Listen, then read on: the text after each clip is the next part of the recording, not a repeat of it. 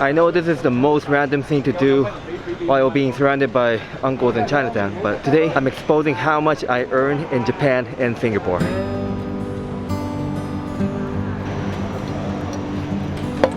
Before starting, I want to let you know that the point of this video is not to brag about my salary. Well, in the first place, I didn't really earn that much, but the point is to show you the differences of not only the salary, some of the working culture, some working work rules between Japan and Singapore. So here it is, my letter of appointment. Okay, I'll get straight to the point. My basic monthly salary in Singapore was 4,600 Singapore dollars. Now the position was a marketing executive. I was working as a digital marketer to optimize some of the websites, earn more money from the website ran by the company. Okay, so how much did I earn in Japan? I don't know, I'm starting to feel awkward being fully transparent with you how much I earned in the past. But in Japan, I worked as a sales at a relatively big company. It was my 4th year, and my basic monthly salary was 230,000 JPY. So that's around 2,800 Singapore dollars per month. So you can tell it was a big jump in salary when I moved to Singapore. However, this is excluding the pay for working overtime. So I think on average I earned around like 300,000 yen, including the overtime payment. So that's around like 3,800 Singapore dollars. That's like working overtime for 1 to 2 hours every day. So that's why when I first got my job offer in Singapore, I was really happy because my pay went up, and plus I didn't work overtime. So every day I would go home at 5:30 p.m. and that was awesome. And it's normal in Singapore, or at least in my company, to leave on time. シンガポールって面白いのは、その日本みたいにいろいろ天引きされないんですよ。日本って源泉徴収やら、住民税とか国民年金保険とか、国民健康保険とかいろいろ引かれた上で手取りってのが残るじゃないですか。シンガポールの場合はもうほぼ満額入ってきますね、その外国人の場合は。地元民の場合は CPF っていうのが、あらかじめ天引きされちゃうんですが、外国人の場合はもう満額受け取れちゃいます。Okay, how about we go deeper into the subject by talking about the differences in Singapore versus Japan regarding job scope, working hour, overtime payment, annual leave, and working culture. But before that, I need to get something.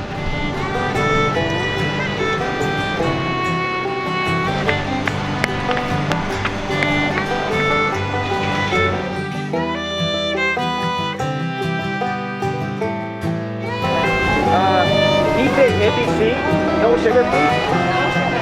Thank you. Thank you. Alright, cheers everybody. I only used to order sugarcane juice, but I learned that ABC is so good too. Okay, the next one we're talking about, job scope in Singapore versus Japan. In Singapore, a job scope is very well detailed. They are written in the contract. But in Japan, there's none. I mean, there is a job scope, but they're not written in the contract. And even though you have your own objectives and goals, you will notice yourself doing lots of irrelevant jobs, like serving tea to your customers, even cleaning your office, also helping out your senpai, which is your superior. It's very common in Japan, especially when you just newly joined the company. ただ日本のシステムが一概にダメっていう意味ではなくて、メリットデメリットあると思うんですよね。メリットとしてはその柔軟性が身につきますよね。いろんな仕事をやるので、柔軟性が身につくし、加えていろんなスキルも身につきますよね。However, one of the cons of the Japanese system is that you are likely to become more of a generalist rather than a specialist. 顧客としてありがたいのはやっぱ日本のシステム。まあ結構担当部署にじゃない方でも丁寧に対応してくれるじゃないですか。シンガポールでよくあるのはたらい回しです。それ俺の仕事じゃないからこっちの電話番号にかけてとか。So as a customer, I personally like the Japanese system where people are very they'll help you out. They'll try to help you out regardless of your job scope. But as a worker, I kind of prefer Singapore style because I can concentrate on only my job scope. Okay, the next one is working hour. In Singapore, it's common that you're in the office for 9 hours. You'll have 1 hour of lunch break, meaning you're working for 8 hours. But in Japan, it's less. Slightly less. It's 7.5 hours in Japan, deducting the lunch break. だからといって日本のが働いてないっていう意味じゃなくて、まあその逆ですよね。yeah, you probably know, but the Japanese work a lot. Like working from 9 to 8 is very common. Some people work till 9 to 9, 9 to 10, 9 to 11. However, it's kind of changing in Japan as well.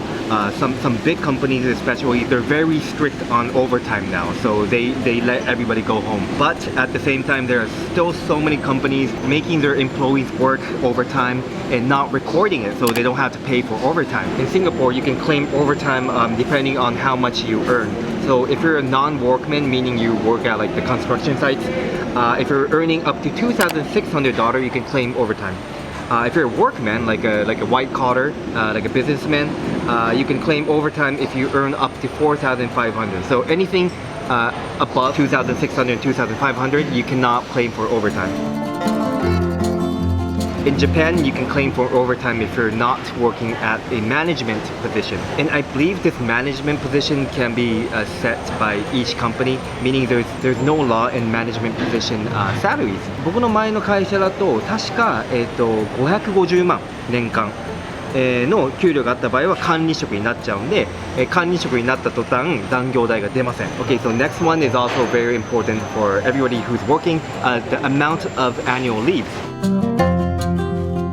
Okay, so this is when you first join a company. In Singapore, the general number is 14 days. As in Japan, it's 10 days. And the amount of annual leave increases as you work longer. Now, this is my experience, which is like 7 years ago. So maybe the time changed, but when I used to work in Japan, I felt really bad taking a leave because most of the people, they won't use their annual leave and they will never use it up. And also they will work so long every day. And if you use up your annual leave, some people will think you have no job, you're bored, you have nothing to do. And of course this depends on your company, your team, but that's just my experience. Whereas in Singapore, oh man, it was so easy for me to take a leave. It felt like nobody really cared, as long as you're getting your job done.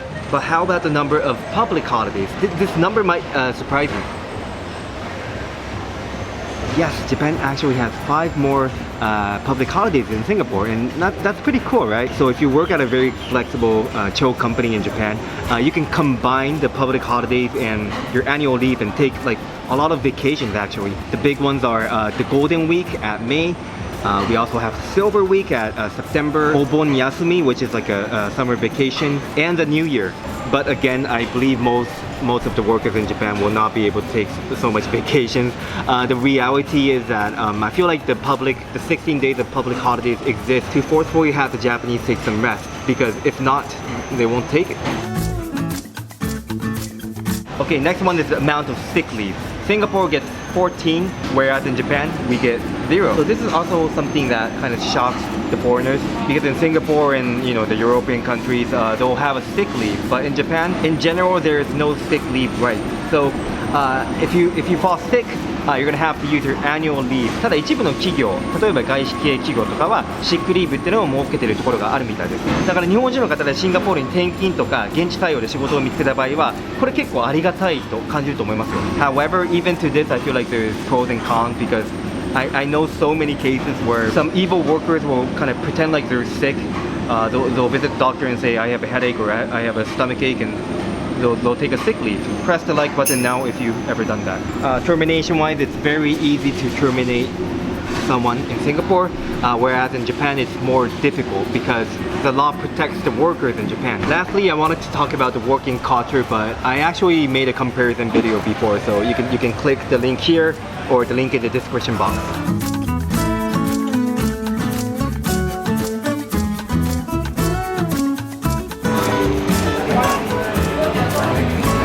Thing never disappoints. So in conclusion, it was great working in both countries.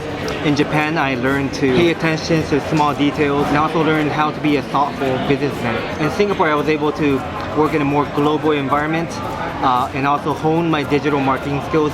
Both countries great.